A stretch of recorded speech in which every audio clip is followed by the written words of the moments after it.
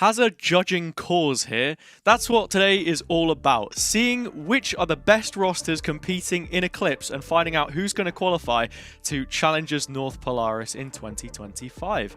I am, of course, joined by a guest, but it's not Cairo. It's someone different this time. It's Mr. 100T Thieves himself, Rudi. How are you doing, man?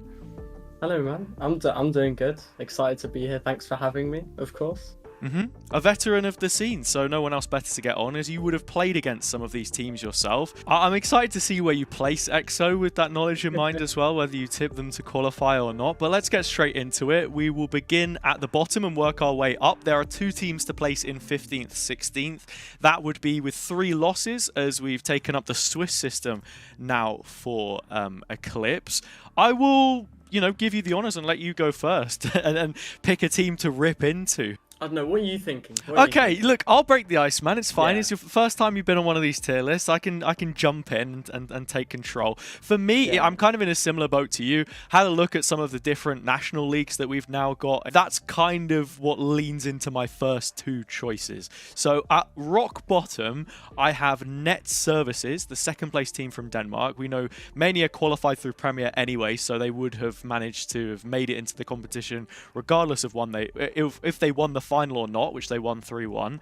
And then just above them, I've got Kingi Esport, because they're also from one of the national leagues. They're from Finland. They narrowly beat Wintermint, or sorry, they beat Wintermint, I should say, which is, an asset to them, I think. They have shown some decent performances, but when they play against tougher opponents, I have absolutely no idea where to place them. Lots of unknown names. I think like 2 16-year-old, 17-year-old. This could be the next generation of talent and could be a huge blunder on my behalf. Similar to the sweet and sour 8th place split one, which I came up with last time. But this is my bottom 2. The fear of the unknown, I suppose. That's where I lean. What about you? Yeah, I mean, I can see why you've placed them low. I think Kingi could maybe go up at least 1 tier, but I think I'll trust your decision, because you know more than me. I think you've done more research than I have, so I think I'm happy with where you've placed them, and we can see how it goes. Okay. All right, we'll go with that then. And already we're off to a better start than some of the other tier lists, which I took a look at all over social media. Something else. Most of the people who watch this this channel, and I imagine will be the case with everyone giving their takes online, are not subscribed. So make sure to go subscribe and hit the bell. With that little plug out of the way, let's carry on and go into the next couple of teams. Now, I don't know if this is going to be really controversial, and you're probably going to find this quite funny as well. But the next team that I've got on the list happens to be the grand finalist that you just played in VUKC Pure. I have them placed 14th. What do you think about that one? I think that's pretty fair. I mean, they lost one of their players, I think, and they've got subs in, so I can see them dropping a bit in performance. I think when we played them, they were definitely solid on Lotus, but the other 2 maps, they're definitely like a lot weaker. Again, I can see that. I can see that happening. I think it's a tough tournament where I think there's a big mid-table of teams that are quite close in skill. I think there are definitely a few teams that have a big fodder teams. Gap. Yeah. Okay. Sure. But I think in the middle, I think there's definitely a very tight kind of squeeze of talent where I think anything could kind of happen. I'm happy to put them in 14th though. Okay. Look, I'm not going to force your hand, man. You can have a completely independent list. So if you think we're starting to go a little off the beaten path, then for sure go for that. And I'll move on to the next one, in fact, as well, since I'm sort of taking over these last few, and then we'll get to some of your takes as we move higher up. I'm going to go with the Irish Riz Empire, formerly Irish Riz Army, changed for, God knows whatever reason. I personally couldn't comment on that. I have them in here. They've got McNuggets. For those who maybe don't know who that is, that was Connor, who played on Human Tripwires. He was on Movistar Riders, I believe it was. One of the Spanish teams. It might have even been Koi at one point. That was Fern, his other teammate. Yeah, look, a very experienced player, but I think in terms of when you look at the rest of this team, a few names kind of coming out of nowhere that maybe don't have the same kind of reps that he does. He can't solo carry the Yoru the whole time. They're my pick for 13. Any qualms with that one? I think this is where I'm gonna stray from your kind of tier list for now. Okay. Yeah. I think I'm gonna put Mania. I'm gonna put Mania in there instead. Okay. I think they're a really good team. Like the whole kind of idea behind it as like a development thing is really cool in my opinion, and I think Northern Europe kind of needs more of that. We've played them quite a few times on EXO while I was there. If I'm thinking about them against Irish Riz Empire, I think they would lose. I think they would. Okay. I think it would be still quite a close game, but I think Mania wouldn't be able to beat them. So I'm gonna put them in 13th. I mean, this is a bit more of a power ranking, isn't it? I guess it's kind of hard to say. If a team were to play another team, you'd have to look at the bracket and the opening games that we've got and kind of work it out from there.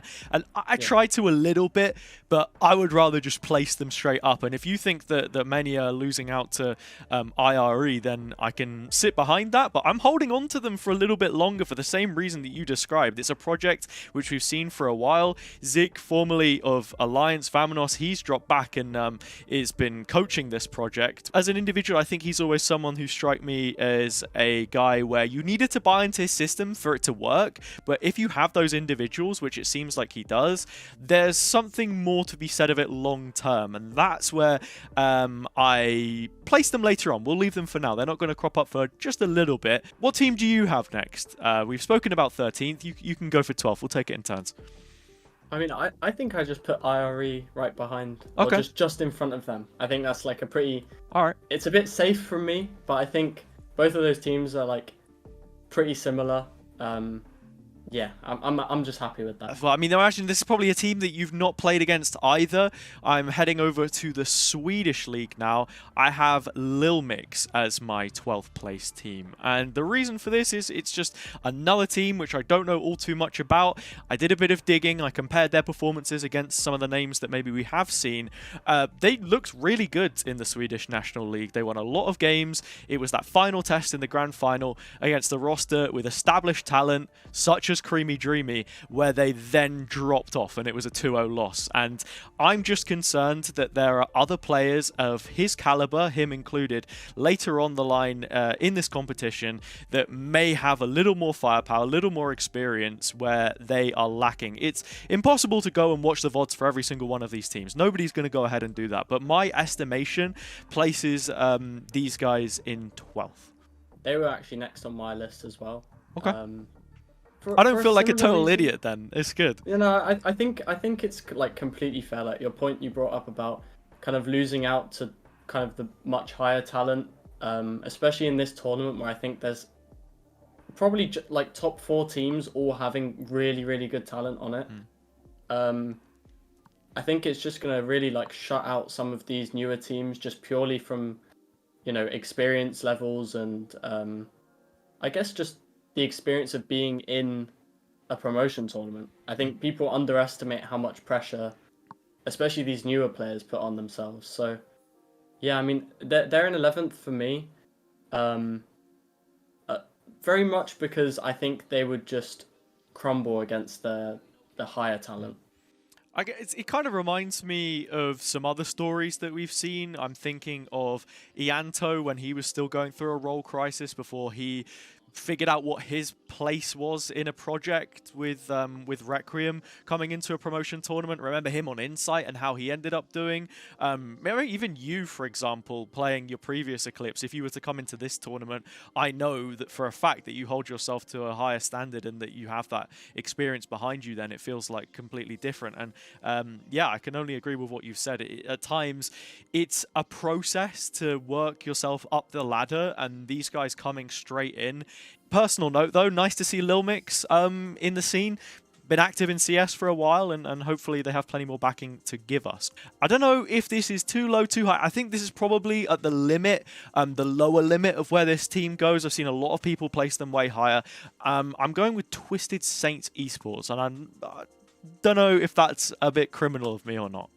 Looking at the rest of the teams there, like, honestly, this is where it gets hard. Like, all of these teams left now, I think are really good. Most of them having ex-VCL talent or very, very top VRC. I mean, you haven't put down Mania yet, right? No. So, I mean, me personally, I think TSC would beat Mania, but again, I think each to their own. I think it's kind of valid. I think they have a very strong roster. They have like some good coaching staff as well, and some really, really good firepower. To be honest, I think people underestimate their firepower. Yeah. No, I know what you mean, right? I think you look at Hal, for example. He was really good in the previous Eclipse, and that was a huge driving force behind the deeper run that he made. This is where I can cut in though and just plot my next team in. Mania are directly after them. I can't see them being any higher up this list right now. I'm just thinking of performances that I've seen from people like Meow, like Felix, for example, and also Smile actually putting up some really nice numbers as a duelist player, I believe it was. So yeah, like I think mid-range, they weren't going to make top half. I don't think they're going to make it out of Swiss, but they can definitely hang with some of the teams towards the lower end. It's a project which has taken a bit of time. They've moved from being like top 32 in the open qualifier to this. I think that's a respectable placement for them. But I want to hear your next couple. So this is where I think it will get controversial for both of us. All right. Both of us. You're dragging me into this one. Your choices. I think you kind of have to expect it. Yeah. You know? Okay. I think it's definitely one of those where it's going to be. Someone's going to be unhappy no matter where you put them. Yeah. That's it. Welcome to tier list. It's a big mix of now where you kind of want to put experience like individually and kind of team chemistry. TSE falls into 9th to 11th, but I wasn't sure whether to put them 10th or 9th. And the other team that I thought would kind of be around this area is Coalesce. And that might be a bit of a local for them because I think Coalesce have some really good experience on their team. They have people like Bravo, they have people like Chinook, and there's obviously their core of kind of Golak and Cub Food that they had. I guess when Bravo came on as well, but Golak was kind of the oldest standing member now. Yeah. He's performed pretty consistently in every Polaris or Beacon tourney. He had a decent performance at LAN. They also have a new IGL. He who shall not be named. Not King Hass, yeah. No, not King Hass. Yeah. I think I'm putting them low. You on hate watch, Rudi? Are you on hate watch? It's okay if you are. All right, no, that's fine. That's fine. I don't understand the decision from Coalesce. I think it's definitely something that made people a bit unhappy, as people could see on Twitter. Sure. Looking at his IGLing, I don't want to comment too much, honestly. I think he can definitely uplift the roster with his in-game calls. But I don't know. They're very much, they look like a mesh together of just a bunch of different people that I don't know if they're gonna click. So I'm gonna put them in 9th. I'll stick TSE in 10th. All right. Because. And Rudi, I'm right there with you, mate. Coalesce were my 9th place team. I have them here without King Hass. I think that's a big thing, right? Regardless of who you put in, whether they have Challengers experience or not, top end, bottom end, doesn't matter. For me, someone like him is always just a net positive at this kind of level. You need people like him in the community to just give you that little 10% and bring up some of the players that maybe haven't been here before when we look at them. I think a positive that they do have, Chinook. The guy was always really, really good when he was on Yari. Big component of them making the deep dive that they did. Metasport didn't look the same once he was gone, going to Outplayed in Italy, I believe it was, with Demur. That was a big loss for them. I struggle to put them too much higher with the current version of the roster that they have. This is where things get interesting though. Like you said, we're starting to introduce some of that pre-existing talent from whether it be former years who have tried play at this level before. We're going to see a lot of the Metasport roster basically, I think, the further up we go, because those guys were a revolving door of talent coming in from Beacon, getting their time in the sun and then straight back down again. So Ninth place for me, Coalesce. Now we move to 8th and upwards, which means teams that qualify through the first stage of Swiss, but maybe get knocked out in the playoff bracket. And with you doing Coalesce on the previous, I'll open this one up. Maybe people were expecting to see them a little bit higher, but right now, even with the names that they have, I think they're going to be demons in Swiss, absolute demons in Swiss. But then it's that drop off when you move into the more difficult best of threes. I've gone with Control X Yari. See, that's a bit of a hot take for a lot of people, Hazza. You think so? I think so. I mean, my rivalry with Control since the next in line days runs deep. Runs deep. So it's kind of like a stab in the heart, putting them low. I can understand what you mean, though. I think we played them in lower bracket of the UKC. We've played them in Premier as well. We were the ones that broke their streak, their flawless run in Premier on Icebox, and it was pretty comfortable. Them being like getting through Swiss, I can definitely see, and I think you know what, you're right. Like, Marky will play insane at the start of the tournament. He always does, and I would love him to prove me wrong. But right now, I find it difficult to see a world where that form continues in a playoff environment. Maybe that's, you know, a bit harsh of a take. I love Marky as much as the next guy, but then I look at some of the other names on this team, of which I don't know all too much about. Haxorus played a little bit before on other teams, didn't look exceptional. Mr. and Nas, I just simply got to hold my hands up. I'm not familiar with their game, but Stike is a really consistent guy and a mentality monster, I guess you could call him. A positive face to have in the team speak, but. Yeah, I just struggle to see them getting lifted any higher. Sorry to all the Yari Control guys. Love them to death, but that's for me, man. I got to be realistic for once. I said these guys are going to qualify like 10 times already, and they're not done it. So I can't, in good conscience, put them any higher. One thing you did touch on with the kind of mentality from Stike and the firepower from Marky, I think this team really like thrives off of having that good synergy. They've been building that project for a long time. They lost someone like Sop to Digital Athletics, which is obviously a big loss for them. Otherwise, I think they would be making a much deeper run. But I do think that I'm going to hold on to them for now. Okay. It kind of leads into my next point of these teams that are left can kind of fall into the same boat as Control of like, have these people been here before? Have they got a bit more experience but less like kind of, I guess, team chemistry? Because I think out of all these teams left, Control definitely have one of the best team chemistries. Apart from one name, which I'll hold on to for now. But, all right. Let's see the next one. Yeah, fine. My 8th place, for me, and this I think is again a bit of like an undersell. Yeah, undersell. Yeah. I'm gonna put Scal. I think. Okay. Personally, I don't know too much about MCD. I know he's a very solid player. Obviously, the core of Devil and Chan from VCL and NXT was very nice to watch. I think they had a very rough start, and they did something mid-season. They had their massive role change, and then they kind of brought it back towards the end. I think they were playing, you know, like pretty good Valorant, even though it didn't show as much in the results. I think, especially at the end of the season, I think they played much better Valorant than they did. I just think, again, the lack of prep time for them in best of threes especially will kind of be a bit of like a downfall for them. I think even teams like Control, they'll have a better veto than them. I think they'll have deeper like strat books, and I think that could lose them out early. But again, I think I can definitely see them making a longer run.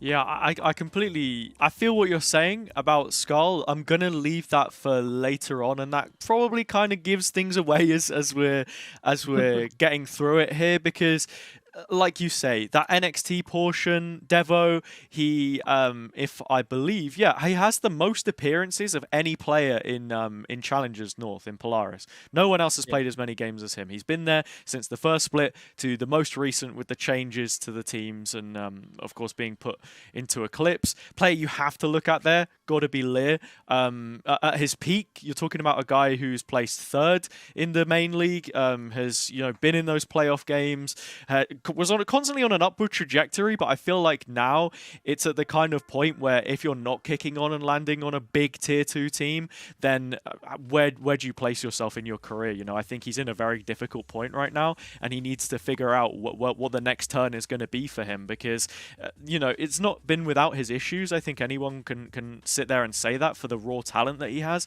and the time he's been in the scene, but look, on his day, he's unbelievable. And if he's got a team that can serve him and that team can play together and be the best version of themselves, no reason why they're not fighting for a qualification spot. That's why I hold on to them for a bit longer. For 7th place, though, I'm going to drop in Bitfix. I don't know if this is maybe a little bit low for them or even a bit high, realistically, but when I look at this team, I see so many names that I've seen before capable of making this kind of a run. They had top 10 previous ECLIPSE. Do I think they'll qualify? No. Do I think they'll be there in the latter stages of the competition? Yeah, they can make a deep run. That's why I placed them there. They've got some decent quality. Technically, they qualified for Polaris before because they got the the extra space given to them as teams withdrew coming out of 2023 into 2024. That's what made Metasport ultimately. But yeah, look, they're always here fighting the good fight. They won Norway convincingly. I put them in 7th. I mean, I was there right with you, to be honest. Okay. I think Bitfix is one of those teams which the core of that roster, being the old Metasport core, really kind of does it for me. With I think they're going to get really far just with the pure chemistry they have. Obviously, they brought in a new IGL and new duelist. I think overall that's always going to be positive. Just have a new system. I know that they have a very, very set play style of playing around deadlock, especially on a lot of maps. I think that will also catch off a lot of teams that are under prepped, let's say, going into this, because I think deadlock is very difficult to play against if you don't know how. But yeah, I think that will push them definitely into playoffs. I don't know if they'll get much further than that, so I'm putting them in 7th as well. All right. Oh man, you got me caught, and I don't know whether it's because you're here or not, but the next team I was going to put, I've got 2 teams to put in here, basically. I'm going to round out my 5th to 8th tier. The 2 teams that I have are RTZN and EXO. I don't know which way to put them around, and I'm sorry that I got to throw EXO in there. I think Batty's quite last minute. He is an unbelievable IGL, but needs time to build a system. He didn't get given that with the whole split, first split that he had with SKB and then cut short. Who's to say that he can do it on this EXO team? Yeah, it's a lot smaller. Big thing for me that I literally just remembered is they've got Viti, or you had Viti. The guy is genuinely unbelievable. He is one of the best young talents that we have in this region at the moment, imported from CIS, whatever you want to say.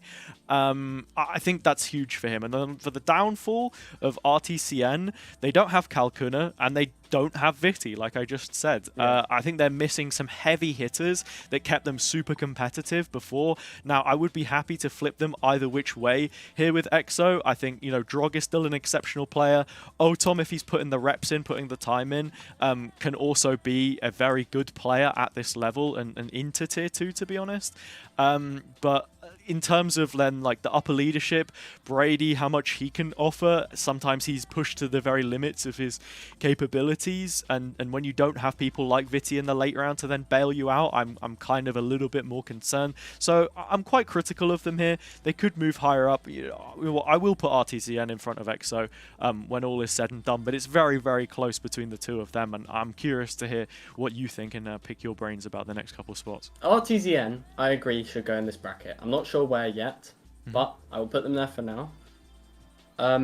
My thoughts on EXO is very much how are they going to play, really? Because obviously the core of me and Lukey have been there for a year now, over a year, starting on Vex and then going into EXO in February of this year.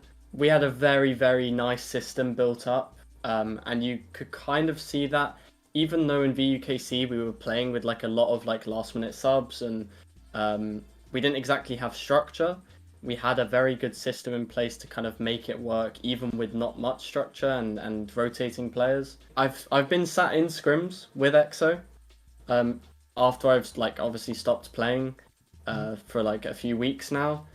I think Batty is an incredible IGL. I think the main problem they're gonna have is he won't be able to call his way because he doesn't have enough time to kind of set up that system, like you said, and also the whole team kind of hasn't had time to like mesh well together. I think they have a lot of firepower. I'd say out of all the teams, they're probably not the highest still, but I think they're definitely there for firepower. I think Batty's brains will definitely be able to outshine a lot of these teams, which is why I think I'm going to put them in top 4. Okay. And I'm going to put Control Yari in, I think, 5th place. All right. And then I'll keep the rest. I'll keep EXO in my mind to see if there's a way I can argue for them qualifying, but we'll see. So for the top 4 then, that we've both got left, I've got NXT, I've got Oasis Verde, I have Rudi and Skull. You've already placed Skull, and the other team that you're hanging on to still is EXO? Yeah. All right, well, you can kick off the top 4 then. Is EXO right above, or are there further spots? Are you qualifying them here? Is that what you're telling me, Rudi? Okay, so I think NXT got to go in 3rd, 4th. I don't think they'll qual. Only because I think when it comes down to like a super deep run in the tournament, I think even though the NXT players are really, really strong, I think they lack experience.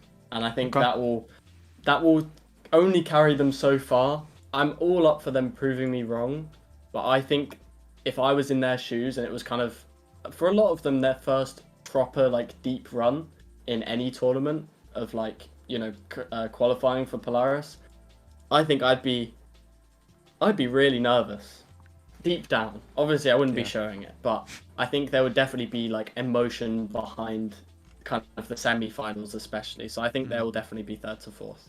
Okay. I've already stuck them there as well, man. I'm feeling the exact same way about this team. JKG, full TW, those are the exceptions. Jan had like the shortest stint ever in Spain, I think. It was really unfortunate for him personally in what he, the limited time that he had to achieve anything on that team. But you kind of understand why the move was made, why it finally brought apart, historic cores like Control, the next in line pieces that we had, right? I think that's where this big splinter has happened, and now you see a lot of different names that used to play together not playing with each other anymore. Full TW, he's a player who has lots of experience as well. He was coaching in Game Changers a little bit, if I'm not mistaken, recently. Guy knows his stuff, and I think he can comfortably lead this team to a top 4 finish.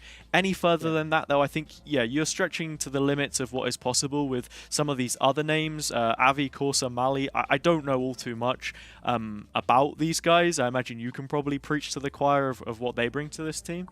AV's definitely been performing well individually with his like firepower on Duelist. I think he's definitely surprised people with how consistently good he can play. I don't know too much about Mali, but I know he's a very good support player. He'll kind of fill what's needed for the team, and I think that's, coming from a support player, really respectable. Yeah. He kind of just gets the job done. I know he has like some standout games, but I think in general he's more of like, a mid-table player, really helps AV set up for those kills. And then Corsa's the recon. I think Corsa's one of those players. We actually trialed him on EXO back in September now, it must have been. And I mean, we were impressed with him, to be honest. His firepower is incredible. I'm not sure how he slots into NXT. Yeah. But I think those 3 are pretty solid. It's just the lack of experience that worries me. Obviously, JKG's my ex-teammate. I rate him really high, and I think he will kind of pull together this team, if anything, alongside Full TW. And like what you said about 42W as well, like he's very experienced, he's got coaching experience, and I think that just shows that he has a super deep understanding of the game, and I think he can bring them this far. Yeah, I mean, like JKG as well as a player, to just credit him a little bit more. This is a guy anyway who, like, you know, was putting up pretty poor numbers in the past. So to put him on blast for a second, he was not playing particularly great in Control a while ago. And then all of a sudden, during the off-season, I think it was like Liquid Open event, he just hit this new level. Like the ceiling opened up, and he felt like a brand new player because he had so much confidence. If he can bring that kind of confidence, there's still you know, a very real chance that these guys do better than third or fourth place. And by that, I mean there's a chance that they qualify. You got to take the situation as it presents itself. Some of the names that I'm about to put in here, I'm qualifying them, but I also think there's a world where they fall off the face of the earth because of how new they also happen to be as well. So for just a moment, I'm going to drop into third, fourth, and one of them is a bit of a strange pick. And you know what, man? You know what? When I first wrote out this list, I had them qualifying. I did have them qualifying, but I've changed my mind as we've gone along. And the more that we speak about it, I'm going to put Skull in third, fourth. And it might seem a bit crazy. They were favourites alongside Rudi for so many people. And I can put these final two ones into the qualification spot here as well. The reason why is because who doesn't love a good story, firstly?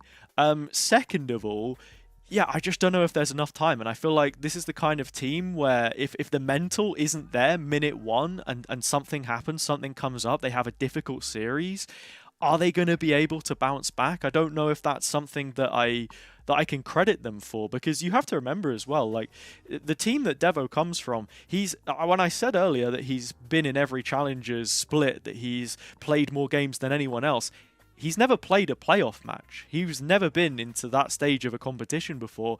And I think that comes for a reason. I think, you know, as much experience as he has and as good as he is, I don't know how tenacious that's going to end up being. Look, maybe I regret this. Maybe I completely regret this. Oasis up here is a bold choice, at least I believe. But we can explain why we've qualified them in just a sec. Who have you got third? See, this is where... Does the EXO run end? Because, again, like, I think the big thing they will struggle with, it's one thing losing a player, but like Coalesce almost, it's completely just... It's really difficult losing an IGL. You lose your whole identity is kind of lost with your IGL. It's the main reason Coalesce, I think, gets so low, because someone like King Haz, who also was a big influence in me being a leader in a team, obviously joining Vexed as a kind of quote-unquote development project, a big thing was I thought my leadership could definitely use work, and King Haz was the person that I think could teach me how to lead properly. He gave me a lot of tools that I then used, but also he himself had a lot. To me, it's who do I see winning in an EXO v Oasis matchup? Because I think I'll put Rudi in qualifying. I think that team is just too strong in firepower, in the IGLs with Ianto and Ticey as kind of two brains. I think that's just unstoppable, to be honest. I think they shouldn't even drop, I think, more than a map. I think they will storm through the whole tournament. If we look at the teams, Oasis for me, obviously they have the core of Requiem with Dex, Soren and Toba, and then they brought Famzam on, and a kind of dark horse with Porky Chop. And I don't know how much you know about him, but he went to Epic. He won the most recent Epic LAN. As a player, like statistically, he is very, very strong. He is a very, very high ranked player, like unbelievable ranked player. I think he will be kind of the make or break of Oasis. Obviously, he's shown at Epic that he doesn't crumble under pressure, and he can definitely show up. But is Epic LAN on a different level to ECLIPSE? I think so. Um, just because I believe in the run, I'm gonna put EXO in qualified, and I'll put Oasis. I expected nothing less of you, man. I Just expected because, nothing less of you. just because I think if all the stars align for EXO, they could 100% qualify. Mhm. I think it will be very difficult, but I don't see myself placing them anywhere else just from the history I've had with them. Yes, it's bias, and I do think, honestly, anyone in the playoff stage could qualify with a good enough run. I think the only team that I'd say is 100% is Rudi, and I think everyone else kind of between, you know, Scout, NXT, Oasis, even Control, and then EXO. I think any of those, if they just have like their kind of their peak in the playoffs, I think they can bring it to qualifying. That's the part that scares me, man. The amount of times that you sort of like, you know, Ruddy completely locked in, too good to fail. Like it's just set up. It's set up because this is the other aspect of this team that I see, right? You have two different projects which I think were massively successful. Requiem, Sweet and Sour, both of them right there.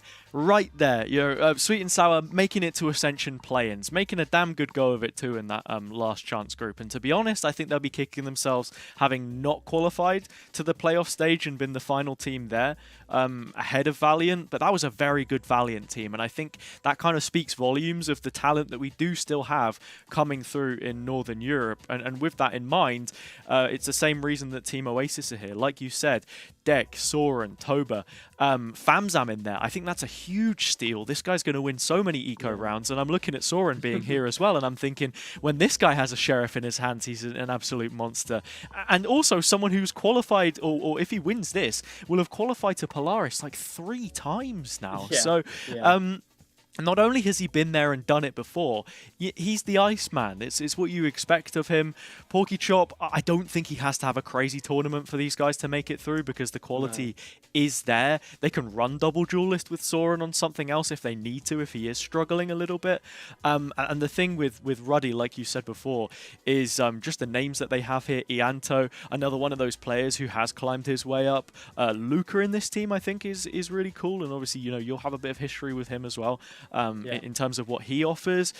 The one way I can see this not working is that blend of calling structure between Ianto and Taisi, because as good as both of them are, Taisi has a very specific way he likes to play. He can sometimes override the comms a little bit in terms of setting up you know, how he wants to play the duelist, and Ianto needs to get a good balance there. One asset that they do have is that these are guys that play together very frequently. You know, they all queue rank together. These guys know each other.